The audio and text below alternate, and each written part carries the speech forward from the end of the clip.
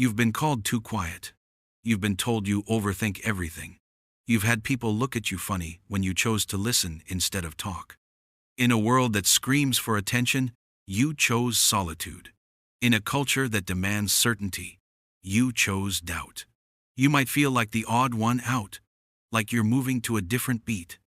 But what if I told you that the qualities you've been criticized for are, in fact, the rarest, most powerful psychological habits of a truly intelligent mind? This isn't about IQ tests. This is about emotional depth, cognitive humility, and the quiet strength that separates the smart from the surface level. By the end of this video, you won't just know the 7 psychological habits that prove your intelligence. You'll understand why these very habits often make you feel lonely, and why embracing them is the key to finally thriving. Stick around, because the last habit, the one we all try to hide, is the most profound. Welcome back to the channel. We've all chased conventional intelligence grades, titles, quick answers. But real, functional intelligence, the kind that shapes lives and solves complex problems, is almost invisible. It's a series of uncomfortable choices that the masses simply refuse to make. Today, we're diving deep into the psychology of the truly astute, the people who don't just know things, but understand them. We're going to explore 7 psychological habits that only the most sophisticated minds consistently employ.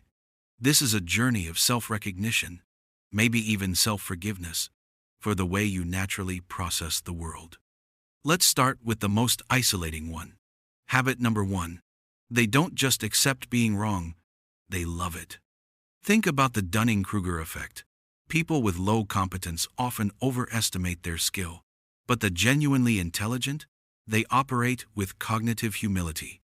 They see being proven wrong not as a personal failure, but as a direct, high-speed shortcut to better understanding. When a smart person hears a contradictory fact, their first internal response isn't defense. It's curiosity. They think, how is my model of reality incomplete? How can I upgrade? This is a heart-touching habit because it requires incredible vulnerability. It means prioritizing truth over the fragile need to always win the argument. The average person fights to be right. The smart person fights to learn. Habit number 2. They strategically procrastinate to let their genius brain take over. I know, it sounds counterintuitive, but this isn't scrolling Instagram procrastination. This is productive procrastination. Smart people know that the conscious mind is only part of the equation. When they hit a wall on a complex task, they deliberately switch to something mindless. A walk, a shower, washing dishes. Psychology calls this the incubation period.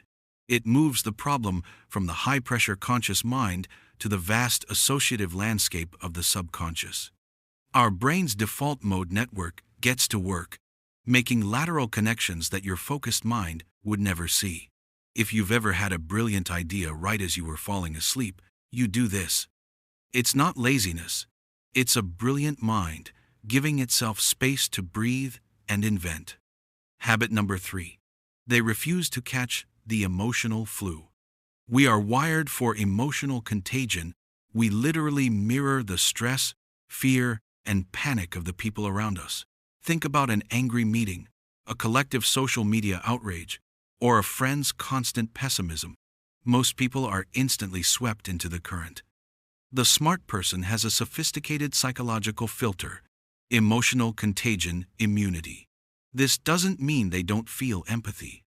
It means they observe the emotion without immediately internalizing it or being controlled by it.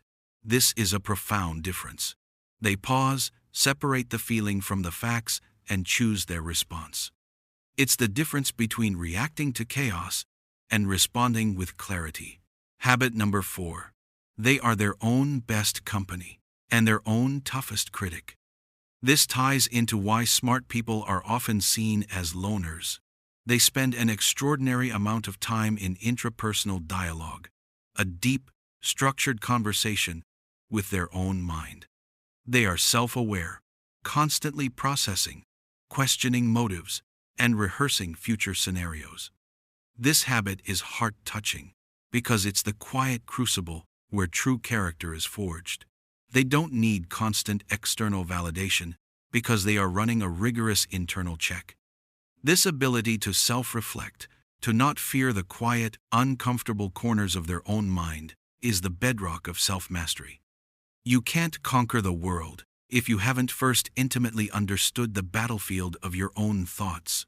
Habit number 5. They actively seek out people and information that prove them wrong. This is the antidote to the internet's greatest enemy, confirmation bias. The average person surrounds themselves with an echo chamber of agreement. It feels good, but it makes you dumb. The intelligent mind craves the friction of disagreement. They see a viewpoint that challenges their deepest held beliefs as a workout for their brain. They follow news outlets they disagree with. They genuinely listen to colleagues with opposing solutions. This is the intellectual grit required to truly see the full picture. It takes courage to say, "Tell me why I'm wrong." But that single phrase is the secret password to a higher level of thinking. Habit number 6. They ruthlessly minimize mental and physical clutter. Psychology shows us that the brain has a limited capacity for decision-making and processing. Every unnecessary choice, from what to wear to a low-value social obligation, drains your cognitive bandwidth. Smart people understand this cost. They don't wear the same simple outfit because they're boring. They do it because they're preserving their decision-making energy for the things that truly matter. They say no to social invites that drain them, not out of malice, but out of self-preservation. Their life isn't about acquiring more, it's about removing less. They are protecting their most valuable resource, their focus, to apply it to meaningful work. If you value time more than things, you're already doing this. Habit number 7. The most intelligent people grapple with the uncomfortable truth of meaninglessness and use it as fuel. This is the hardest habit, the one that makes you lose sleep. Most people require a neat, simple narrative for life. Everything happens for a reason. It's all part of a plan. It provides comfort. The truly astute mind has accepted the existential truth that the universe on its own offers no inherent meaning. This can be terrifying. But here is the profound, beautiful twist. They don't crumble under this burden. They see it as the ultimate freedom. If life has no pre-written meaning, it means they are completely free to write their own. Every purpose, every passion, every act of kindness becomes an act of courageous creation, chosen, not mandated. This is the heart-touching climax of intelligence, the ability to face the void and, instead of despairing, building a beautiful, intentional, meaningful life in spite of it. They don't just live, they design their existence. So if you're the one in the room always asking the deep questions, if you'd rather sit alone and think than engage in shallow conversation, if you genuinely change your mind when faced with better evidence, then you are one of them. You're not odd. You're operating at a different frequency. The challenge now is to stop fighting these psychological habits and start weaponizing them. Let the world be noisy. You choose to be thoughtful. Which of these 7 habits did you recognize in yourself? Let me know in the comments below. Was it the ability to be wrong, the power of silence, or the courage to create your own meaning? Share your number. If this video helped you feel seen, hit the like button. It tells the algorithm to show this message to more people who feel misunderstood. And if you want to continue exploring the hidden depths of the human mind, subscribe and ring that bell. Thank you for watching, and I'll see you in the next exploration of the mind.